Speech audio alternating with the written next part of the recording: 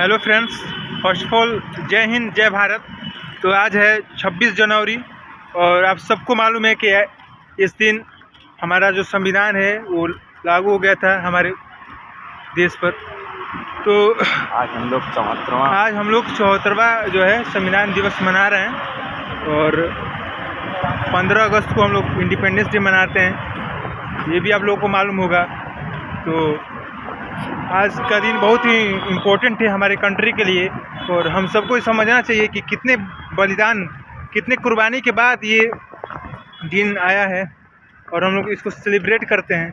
तो आज का दिन हमें उन शहीदों के बारे में पढ़ना चाहिए, जैसे कि फ्रीडम फाइटर जो है बड़े बड़े, जैसे कि गांधी जी हो गए, सुभाष चंद्र बोस, भगत सिंह, चंद्रशेखर आज़ाद जैसे अनेक भारत के सपूत जो कि भारत के लिए अपने सर्वस्व निछावर कर बलिदान कर दिए, अपने शरीर तक का, अपने सब चीज़ों का।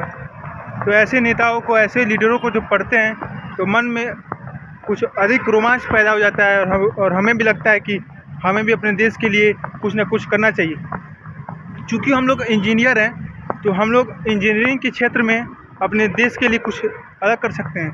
दोस्तों, आप लोगों को तो मालूम ही होगा कि जो बाहर के देश हैं जैसे कि अमेरिका हो गया, चाइना हो गया, वो सब रिसर्च में बहुत आगे हैं।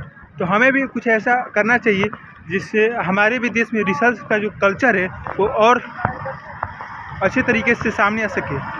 जिससे क्या होगा कि हमारे जो देश हैं हमारा जो देश है वो रिसर्च के क्षेत्र में भी बहुत तेज़ी से आगे बढ़ेगा और हमारा जो देश है बिना रिसर्च के, बिना अनुसंधान के आगे नहीं बढ़ सकता है। दोस्तों, ये हम सबको जानना पड़ेगा।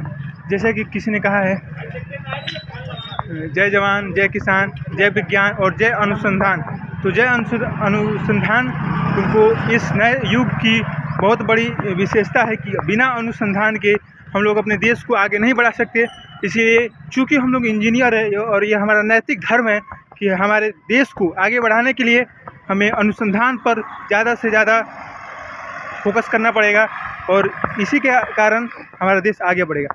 तो दोस्तों, आप लोगों को मैं मिलाता हूँ मेरे दोस्त हिमांशु से, जो कोई अपना विचार रखेंगे।